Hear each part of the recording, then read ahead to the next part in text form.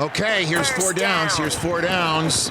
Okay, as you know from this chair, I've been very critical of the Dallas Cowboys this year. I don't Rightfully believe so. in them. I don't believe in them. But after seeing Sunday Night Football, I'm willing to say this: Jaylon Smith is back from your Notre Dame Fighting Irish. Poor kid who blew out his knee in a horrible bowl game just before he was going to be a top 5 pick when he went down in a heap, I believe, against the Ohio State. Jerry Jones drafts him in the second round anyway, hoping that he could turn into something. And what he has turned into is a bona fide sideline to sideline beast of a linebacker who, for a team that plays differently on defense over the years because Sean Lee can't stay healthy, he is now the leader of this defense. And he is somebody who the Cowboys are going to follow. And with his ability to play defense, and that defense front seven is physical and no joke. They laid it on Deshaun Watson, who might still be in the cold tub now. And it's Tuesday, and they played Sunday night. The way the rest of the division's working out right now, if the Cowboys can just figure out how to score more points on the road, they win this division. They win this division. The way that Jaylon Smith is playing on defense, all they got to do is figure out how to score points on the road. Don't go scoreless in the first quarters. They've done 3 straight weeks with road weight in their last 3 road games. If they can get up on top on the road, they can win this division. I firmly believe it. And I love the way this kid's playing. That's first down. Second down. Okay, so the Raiders are down 20-3 this week. It's the third quarter. But good for them. Good news is they're on the 1-yard line. And they've got Marshawn Lynch. And they've got a quarterback who has said when he signed for all the money in the world that he wasn't going to throw on the 1-yard line with Marshawn Lynch behind him because he just wants to win football games. That's what Derek Carr said. And lo and behold, play action to Marshawn Lynch, interception in the end zone. And I absolutely, as somebody who doesn't usually do this, I screamed an expletive at the television screen. I actually did that. Thankfully, my kids weren't home. But I think I gave voice to the entire Raider Nation and Seahawk Nation. Will somebody hand the ball to Marshawn Lynch on the 1-yard line? Will somebody please do that? And I had El Zuro of the Rich Eisen Show research staff of one look it up. Since not getting the ball on the 1-yard line in that Super Bowl, Marshawn Lynch has only gotten 5 1-yard touchdown runs. Just 5 in this league. That's it. And that ranks 24th in the NFL. Now, he didn't play 2016. Sat it out. LeGarrette Blount leads the league in the last 4 years with 1-yard touchdown runs with 18. Second place is the guy who got it on a 1-yard line this past Sunday 3 straight times because Sean McVay was going to get the ball in the end zone. And this is a guy with all different options at his disposal, all different schemes. Todd Gurley 3 straight times finally got in the end zone.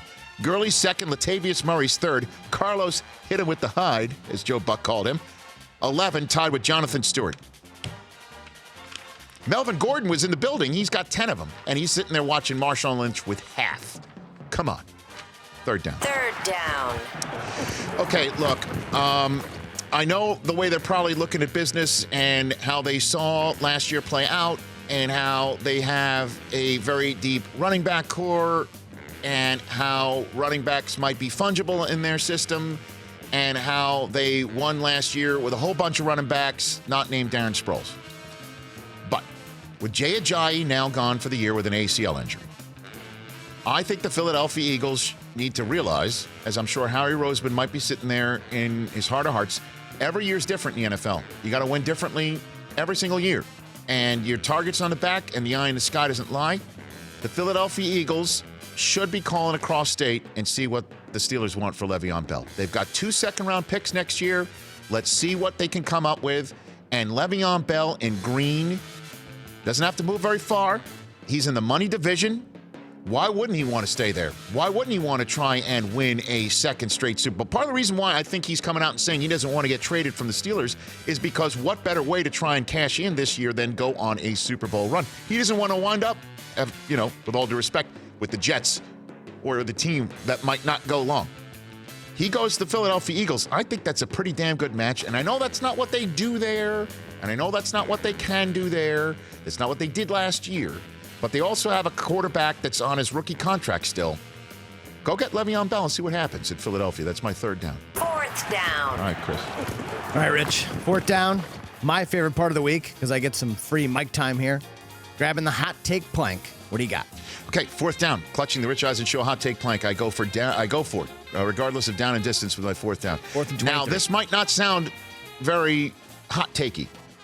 This is something that I always criticize my NFL Game Day morning compadres for when they go bold prediction is that they stack. What they mean is I come up with a stat right now that doesn't sound all that bold, but it gets bolder because of what's already previously done. So I didn't do this when it was already previously done. Does that make sense to you? Kind of? Sort of. Okay. The New England Patriots are going to win the AFC East by 4 games. They're currently tied with the 3-2 Dolphins. Okay. The Jets and Bills both 2-3. Okay. So they only have a 1-game lead right now. Okay. And you could sit there and go, well, the Patriots have done that the last 2 years, Rich. How bold is that? Well, only 2 franchises have ever won a division in back-to-back-to-back years by 4 games or more. The last time it was done is when the Patriots did it from 2011 to 2013. Okay. And before that, it's when the Raiders in John Madden era did it from 74 to 76. And I say, the Patriots, even though they're 3-2, having lost to the Lions and Jaguars already, and having a team also 3-2 in division, and 2 teams behind them with just 1 game, and a Sunday night visit from the Patcherel coming. I'm not giving up. Okay. I say the Patriots are going to win the East by at least 4 games for the 3rd consecutive season, which has only been done twice before. That's my 4th down right here. Ooh, okay. That's bold. Is it? I think it is. I think it's bold because the Pats might lose this week. Go to 3-3? Oh, yeah.